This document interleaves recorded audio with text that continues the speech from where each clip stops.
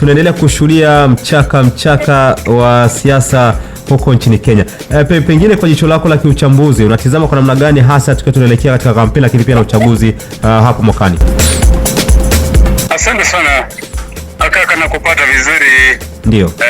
Nikiwa hapa jijini Nairobi, Kenya. Ndio.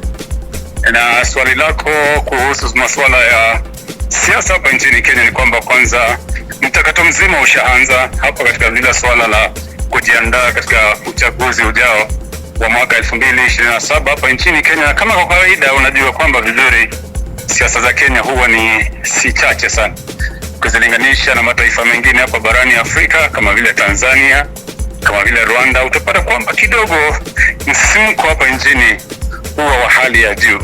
Na nisema hivi kwa sababu Kenya ni nchi ambayo wanajivunia kwamba demokrasia iliweza kupatikana huku kwa siku sihaba zilizopita na miaka ya misingi ya kidemokrasia katika misingi ya kisiasa na kadhalika.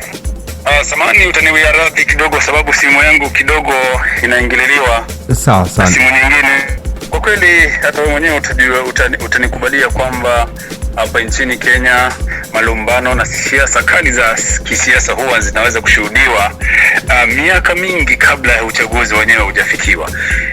Mimi mwenyewe nimeshatembea katika nchi ya Tanzania hata kukiwa kumebakisha mawiki ama miezi kadhaa ama miezi chache kabla uchaguzi, na ukifika kule utapata kwamba watu bado wametulia, hakuna yale mawimbi na malumbano makali ya kisiasa. Lakini hapa Kenya hata miaka mitatu kabla ya uchaguzi huwa hali ama joto ya kisiasa huwa imepanda sana.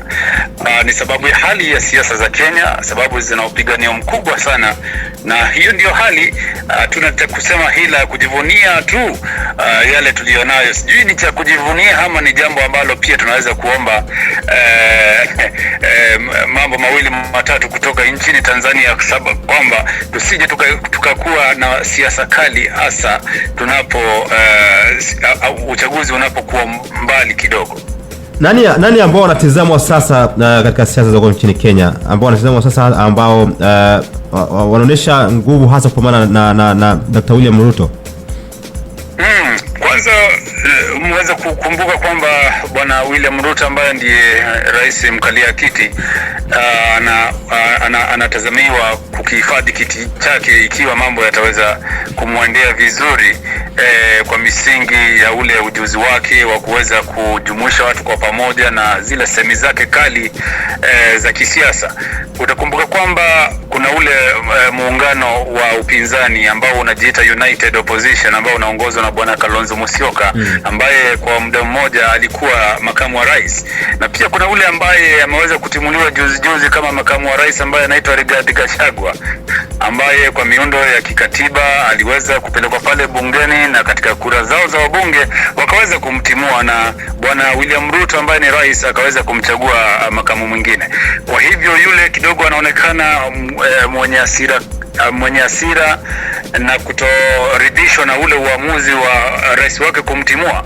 Kwa hivyo sasa akiungana na wale viongozi wengine kama vile Eugene Wamalwa ambaye ni kiongozi wa chama cha DAP, kuna yule madam ambaye kwa wakati mmoja aliweza kuja pale nchini Tanzania mkamweza kumvurusha ama kumweza kumfukuza Martha Karua, chama chake cha NARC Kenya pia yuko pale katika ule muungano wa United Opposition.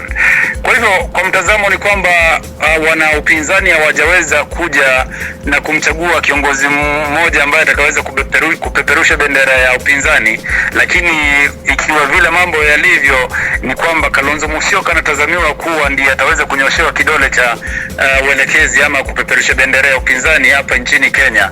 Na kwa hivyo utaweza kupata kwamba yeye mwenyewe si mkali katika yale mawimbi ama cheche za kisiasa kwa kuzirusha ukimlinganisha na bwana William Ruto mkalia kiti.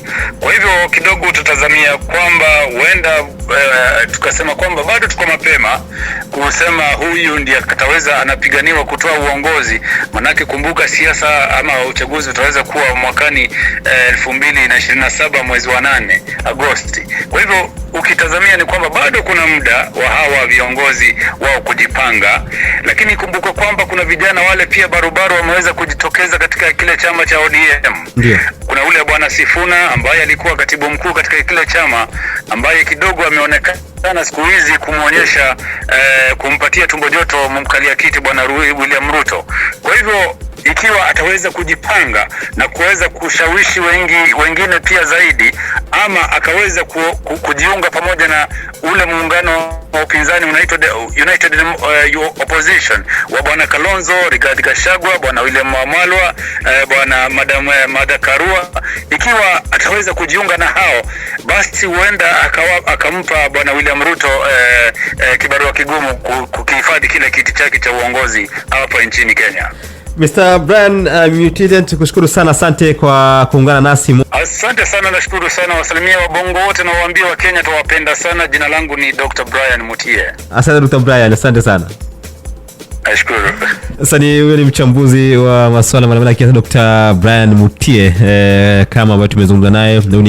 Ni mdau wa masuala ya kisiasa, ni mchambuzi wa masuala ya kisiasa kule nchini Kenya, Dr. Brian Mutile.